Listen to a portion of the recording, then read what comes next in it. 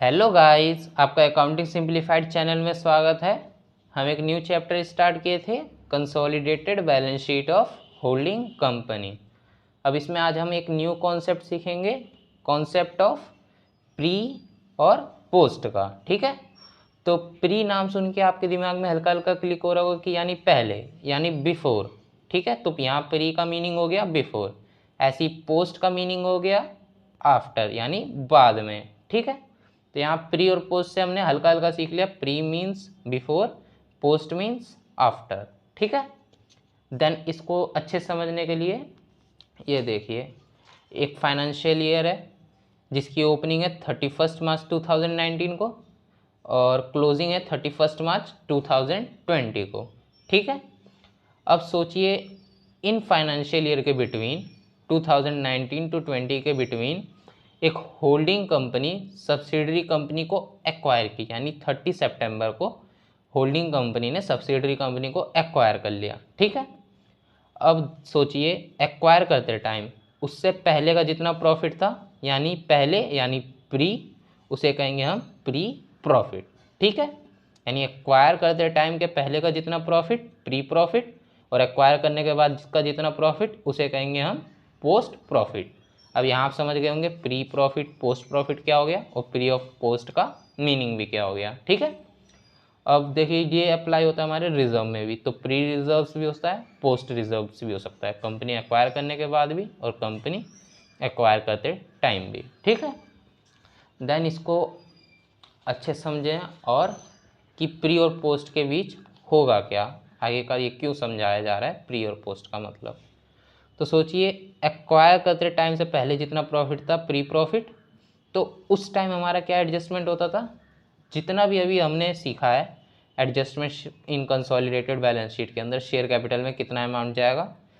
Share capital का तो amount हमेशा होल्डिंग कंपनी का ही ट्रांसफ़र होगा, और रिजर्व्स एंड सरप्लस में कितना ट्रांसफ़र होगा, रिजर्व एंड सरप्लस में ट्रांसफ़र नहीं होगा, खाली होल्डिंग कंपनी का ट्रांसफ़र होगा।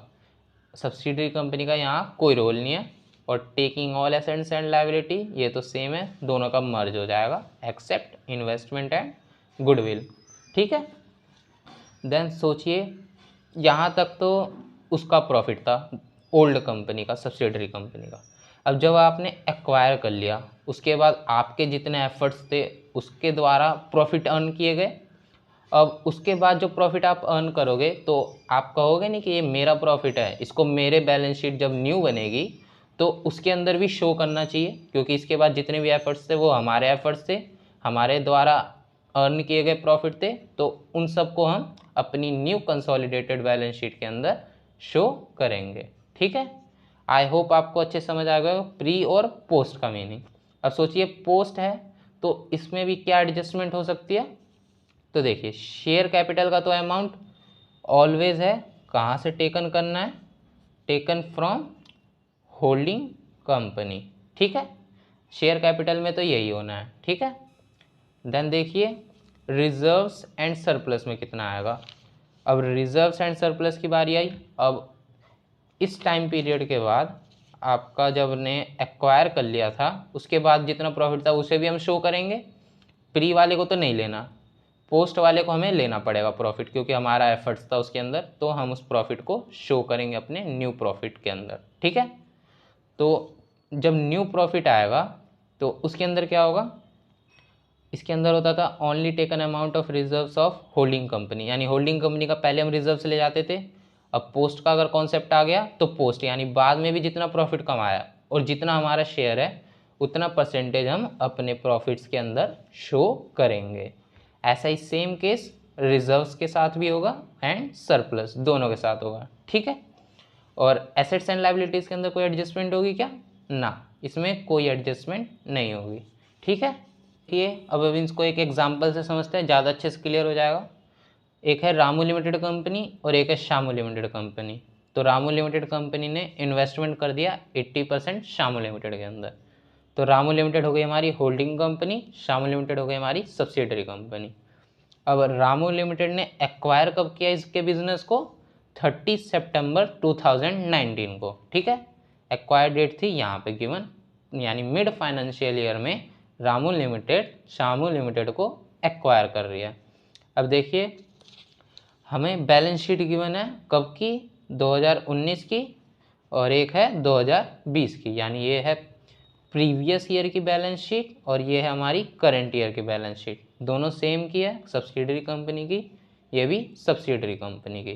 ठीक है, अब देखते हैं इसके अंदर हमारा चेंजेस क्या क्या आया, क्योंकि इसके डिफरेंस से हमें पता लगेगा कि जब हमारा कंसोलिडेटेड बैलेंस शीट बनेगा उसके अंदर हमारा प्रॉफिट एंड लॉस के अंदर, रिजर्व्स के अंदर क्या चेंजेस आएगा। ठीक है, देन देखिए शेयर कैपिटल के अंदर कितना था पहले, प्रीवियस ईयर में 10,000, करेंट ईयर में भी 10,000 है। ठीक है, देन देखिए प्रॉफिट एंड लॉस सरप्लस में कितना है, 2,000 प्रीवियस ईयर में और करंट ईयर में हो गया 5,000, यानी 3,000 का इंक्रीमेंट हुआ। करंट ईयर में हमारे एफर्ट्स के द्वारा 3,000 कमाए गए।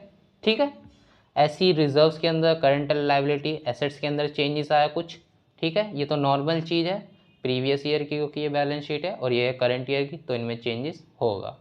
अब क्वेश्चन क्या राइज होता है कि what amount should be transfer to profit and loss, किसके अंदर, कंसोलिडेटेड बैलेंस शीट के अंदर।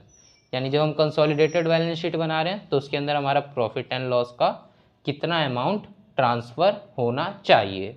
ठीक है, देन देखिए मैंने आपको बताया था कि एक्वायर करने से पहले का जितना प्रॉफिट है प्री प्रॉफिट, एक्वायर करने के बाद का पोस्ट प्रॉफिट।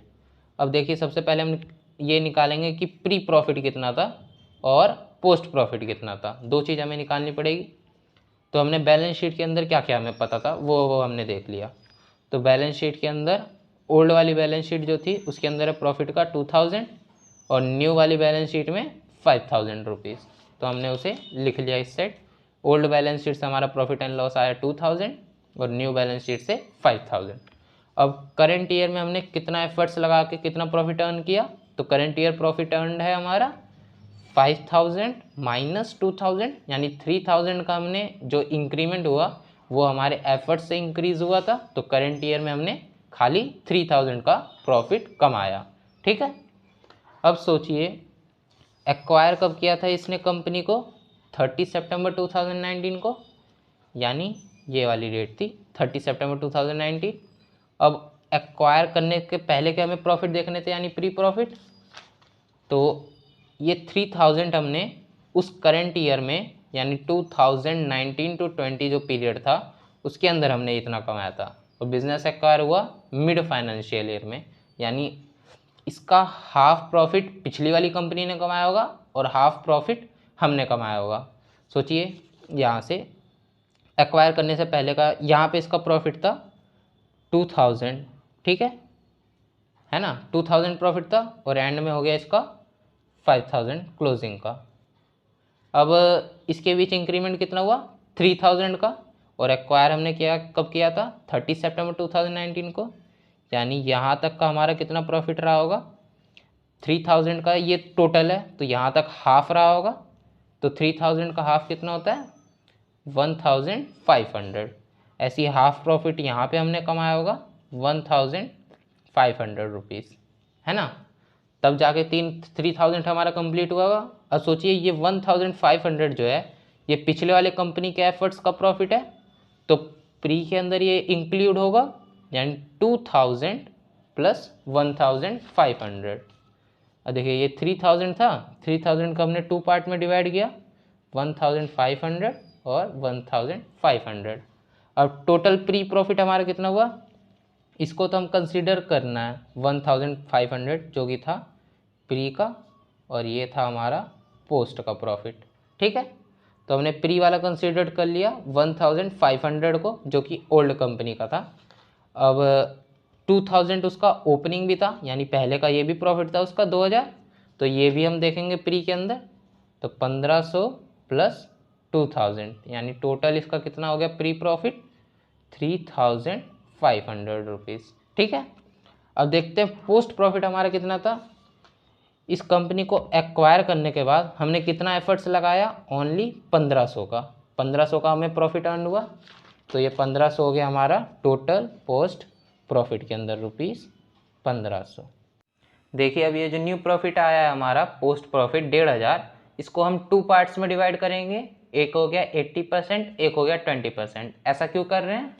क्योंकि देखिए अभी कंपनी में हमारी ओनरशिप कितनी है, 80% ओनली, तो हम 80% का अपना रिकॉर्ड करेंगे ओनली, और बाकी का 20% हमारे माइनर्स के अकाउंट में चला जाएगा, यानी माइनॉरिटी इंटरेस्ट में। तो ठीक है, हमने ये जो 15,000 जो एफर्ट दे करके हमने प्रॉफिट कमाया था, उसका 80% हम ओनली रिकॉर्ड करेंगे अपने न्यू कंसोलिडेटेड में 1200 से, और ये जो 20% है 300, ये कहाँ चला जाएगा, माइनॉरिटी इंटरेस्ट के अंदर। ठीक है, अब देखिए जब हम न्यू कंसोलिडेटेड बैलेंस शीट बनाएंगे तो उसके अंदर प्रॉफिट एंड लॉस के अंदर कितना अमाउंट जाएगा, एक तो 1200 यहाँ से जो उठ के आया, तो 1200 ये आ गया, प्लस ये मान के चलिए 800, ये मैंने एग्जाम्पल लिया है कि 800 मान के चलिए ओल्ड बैलेंस था इस कंपनी का, तो ये पहले का बैलेंस प्लस 1200 यहाँ से कमाई, टोटल आ गया अब हमारा न्यू प्रॉफिट एंड लॉस के अंदर 2000 अमाउंट। ठीक है, अब ऐसा ही सेम केस होगा हमारे रिजर्व्स के अंदर भी, उसमें भी हम ऐसे ही सबसे पहले प्री पोस्ट निकालेंगे,